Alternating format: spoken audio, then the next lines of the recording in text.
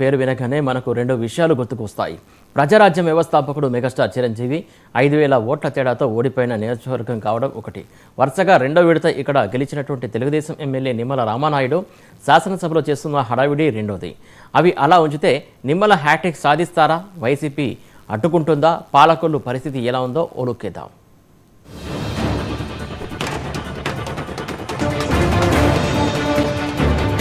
2019 assembly ఎన్నికల్లో ఆంధ్రప్రదేశ్ అంతటా జగన్ ప్రభంజనమే అయిన పాలకొల్లు లాంటి కొన్ని చోట్ల టీడీపీ గెలిచింది. మిగతా నియోజకవర్గాల సంగతి ఎలా ఉన్నా పాలకొల్లులో మాత్రం వైసీపీ వైఫల్యమే అక్కడ టీడీపీ అభ్యర్థి నిమ్మల రామానాయుడు గెలుపుకు కారణమైంది. 2014-2019 మధ్యకాలంలో వైసీపీలో గ్రూపు రాజకీయాలు నడుస్తున్నా ఎమ్మెల్యే టికెట్ ఆశావహుల్లో ముందున్న గున్నం నాగబాబు పార్టీ కార్యక్రమాల్లో తలమునకలయ్యారు. కానీ ఎన్నికల నాటికి వైసీపీ ఆయనను పక్కన పెట్టింది. సత్యనారాయణమూర్తి అలియాస్ డాక్టర్ బాబ్జీకి టికెట్ ఇచ్చింది. అప్పటి వరకు పార్టీని నమ్ముకుని ఉన్న గున్నం నాగబాబుకు టికెట్ దక్కకపోవడంతో ఆయన కంగు తిన్నారు. అలా షాక్లో ఉన్న నాగబాబును పిలిచి ఆదరించింది జనసేన పార్టీ. అలా జనసేన టికెట్ మీద పోటీ చేసిన నాగబాబు తాను గెలవకపోయినా వైసీపీ అభ్యర్థి డాక్టర్ బాబ్జీ ఓడిపోవడానికి, ఇంకా చెప్పాలంటే టీడీపీ అభ్యర్థి నిమ్మల రామానాయుడు గెలుపుకు పనికొచ్చారు.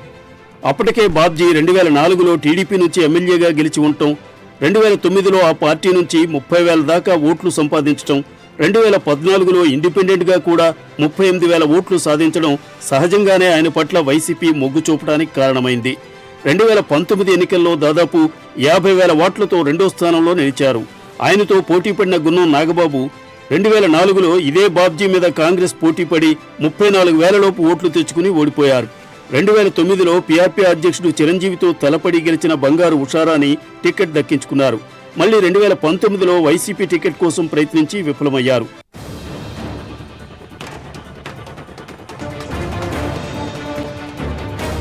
జనసేన తరపున పోటీ చేసి 33,000 దాకా ఓట్లు సాధించగలిగారు. ఎన్నికల తరువాత వైసీపీ నుంచి పోటీ చేసి ఓడిపోయిన డాక్టర్ బాబ్జీ నియోజకవర్గం ఇన్ఛార్జ్ అయ్యారు.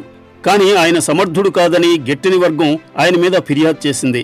అక్కడ బీసీలు ఎక్కువగా ఉండడంతో పొరుగు నియోజకవర్గం నుంచి తీసుకువచ్చి కౌరు శ్రీనివాసును ఇన్ఛార్జిగా నియమించారు. దీంతో ఇక్కడ గ్రూప్ రాజకీయాలు ఇంకా పెరిగాయి. అయితే ఆయనను ఎమ్మెల్సీ చేసి గుడాల శ్రీహరి గోపాలరావు అలియాస్ గుడాల గోపికి ఇన్ఛార్జి బాధ్యతలు అప్పగించింది. ప్రస్తుతం ఆయన నియోజకవర్గం అంతటా తిరుగుతూ ఉన్న గ్రూపు రాజకీయాలు వెంటాడుతూ ఉన్నాయి. ఇక ఎమ్మెల్యే నిమ్మల రామానాయుడు మాత్రం తనదైన శైలిలో జనం మధ్య ఉంటున్నారు. శాసనసభ్యునిగా ప్రజలకు సేవలందించడంలో ఆయన ముందుంటారు. టీడీపీలో క్రియాశీలక పాత్ర పోషిస్తూ ప్రజా పోరాటాల్లో చురుగ్గా పాల్గొంటూ వస్తున్నారు. నిత్యం సైకిల్ మీద తిరుగుతూ ప్రజల సమస్యలు తెలుసుకుని పరిష్కరించడం ద్వారా మన్ననలు అందుకుంటున్నారు. కోవిడ్ సమయంలో అందించిన సాయం, భారీ వర్షాల వలన పంట నష్టం జరిగినప్పుడు రైతులను పరామర్శించడం లాంటి పనుల ద్వారా ఆయన ఎప్పటికప్పుడు ప్రజల మధ్య ఉంటారనే పేరు సంపాదించుకున్నారు. శాసనసభలో కూడా ప్రతిపక్ష పాత్ర సమర్థంగా నిర్వహిస్తున్నారు.